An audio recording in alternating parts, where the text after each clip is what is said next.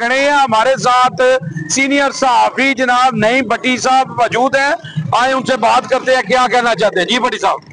जी, बात मैं ट्रैफिक के हवाले से करना चाहता हूँ कि काफ़ी दिनों से ये देख रहे हैं, ईद से पहले भी कि यहाँ पे चलान दर चलान हो रहे हैं और ईद के दूसरे दिन भी ये काम शुरू हो गया है। तीसरा दिन है आज, तो आज भी चलान दर चलान शुरू हो रहे हैं।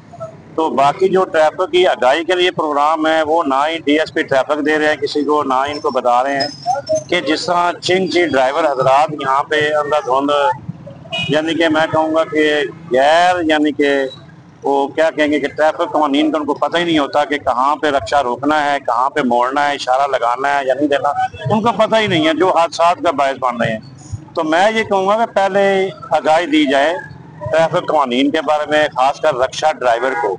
रक्षा ड्राइवर जो हैं वो बहुत ज्यादा ट्रैफिक को ब्लॉक भी कर रहे हैं, लेकिन हमारी ट्रैफिक पुलिस का जो जोर है वो सिर्फ चलानों पर है। मैं देख रहा हूँ सिर्फ मोटरसाइकिल सवारों को रोका जा रहा है। शायद इनको अहकामात मिले हुए हैं, जब हम इनसे पूछते हैं तो ये कहते हैं हमें ऊपर से अहकामात है कि आपने इतने चलान करने हैं, आपने इतने चलान करने हैं। तो हर एक को टारगेट दिया गया है, तो वो भी 2000 रुपए का। तो क्या ये कवानीन जो है सिर्फ मोटरसाइकिल सवार पर ही लागू होते हैं? क्या कोई गाड़ी पे सवार जो ड्राइवर है उसका लाइसेंस नहीं चेक किया जाता तो उसको भी रोक के चेक किया जाए? लेकिन ये जो बेचारे गरीब लोग हैं यही इसके ज़माने में आ रहे हैं और यही इनके काबू में आ रहे हैं। तो मैं ये रिक्वेस्ट करूंगा कि डिस्ट्रिक्ट पुलिस ऑफिसर से, डीएसपी ट्रैफिक से, इस पे थोड़ा सा ध्यान दें, कोई आगाही प्रोग्राम रखें और लोगों को शऊर दें, ट्रैफिक के बारे में बताएं। और खासकर चिंची रक्षा ड्राइवर जो हैं, जो कि बेहंगम ट्रैफिक चलाते हैं, हादसात का बायस बनते हैं, ट्रैफिक को रोकते भी हैं, उनके लिए कोई आगाही प्रोग्राम बनाए, उनको ट्रेनिंग दें, उनके लाइसेंस चेक करें। कई तो बगैर ट्रेनिंग के रक्षे चला रहे हैं जिनको पता ही नहीं है। तो इसके लिए ये भी कुछ रियायत भी दी जाए कि जो गरीब तबका है वो मोटरसाइकिल चलाता है अक्सर।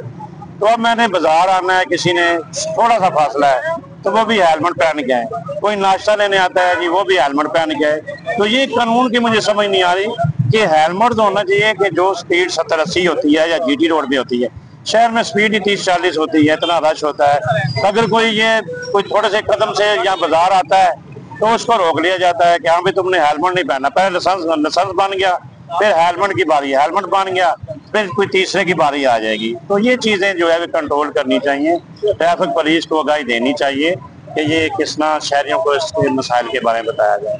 तो ये मैं कहता हूँ कि कानून की मुझे समझ नहीं आ रही कि सिर्फ बेचारे मोटरसाइकिल सवारी किस रहे।